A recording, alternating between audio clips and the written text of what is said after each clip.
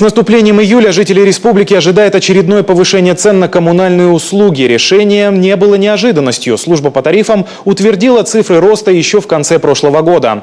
Насколько возросли расценки на тепло, воду, электричество и газ, выясняла Наталья Литкевич. Резкого роста тарифов в России не будет. Скачки в 20% остались в прошлом. В ближайшие 3 года платежи собственников квартир будут расти строго по схеме. Правда, относится это только к коммунальным услугам. Цены на содержание и ремонт, вывоз мусора по-прежнему устанавливаются решением собрания жильцов. Предельные цифры повышения тарифов таковы. Рост стоимости отопления составит не больше 9,1%. Кубометр горячей и холодной воды подрастет максимум на 11,2%. Киловатт-час подорожает до 15%, а кубометр газа до 13%. Общий рост платы граждан за коммуналку по республике не превысит 9,1%. Если у нас в каких-то домах, индивидуальных коттеджах и так далее имеется только один коммунальный ресурс, это электроэнергия, такое бывает, да, естественно, для такого домохозяйства оплата в целом вырастет на 15%. Но более чем на 15% она нигде не вырастет. И в среднем вырастет на 9,1%, в зависимости от того, где находится дом или квартира, в каком муниципальном образовании и какие коммунальные услуги она получает. С 1 июля появились и дополнительные меры поддержки для сельчан. Теперь льготные тарифы действуют не только на тепловую энергию, но и на водоснабжение и водоотведение. Льготные тарифы, они ограничены определенной планкой, так же, как и в теплоснабжении.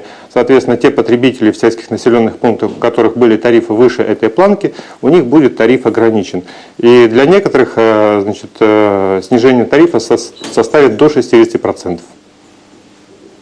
Там, в зависимости от района, в зависимости от населенного пункта. Однако итоговая сумма в квитанции может быть больше не только за счет повышения тарифов, но и за счет нерационального использования воды, тепла, электричества и газа. Причем не только в своей квартире, но и в доме в целом. Мы с вами можем уже сейчас экономить в своих квартирах определенными моментами. Первое – это закрывать кран, когда нам вода не нужна, выключать свет, когда он нам не нужен.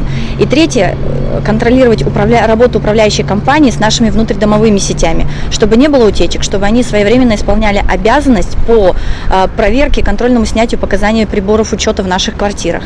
Для того, чтобы они выявляли всех незарегистрированных граждан в квартирах. Эти все показатели влияют на общедомовые нужды.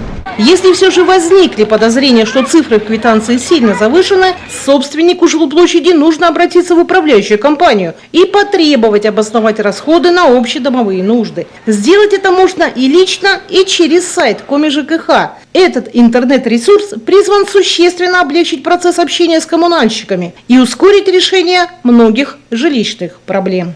Наталья Литкевич, Алексей Паршуков, Олег Костромин, телеканал Юрган.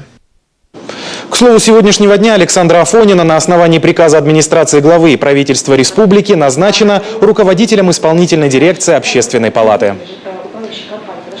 Координационный совет партии «Родина» в Республике Коми выступил против очередного повышения тарифов ЖКХ. Партийцы считают, что в период кризиса делать это преждевременно. По подсчетам аналитиков, сумма в квитанциях может вырасти сразу на 30%.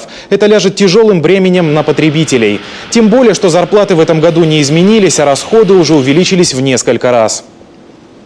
Мы считаем, что необходимо изыскать другие возможности для решения этих проблем. В том числе и за счет естественных монополий. Им тоже можно немножко в этот период убавить аппетиты и взять часть времени по оплате услуг ЖКХ, в том числе и на себя. И, конечно же, и муниципальные, и государственные расходы следует пересмотреть еще раз. Наверняка найдутся возможности снизить это бремя для населения.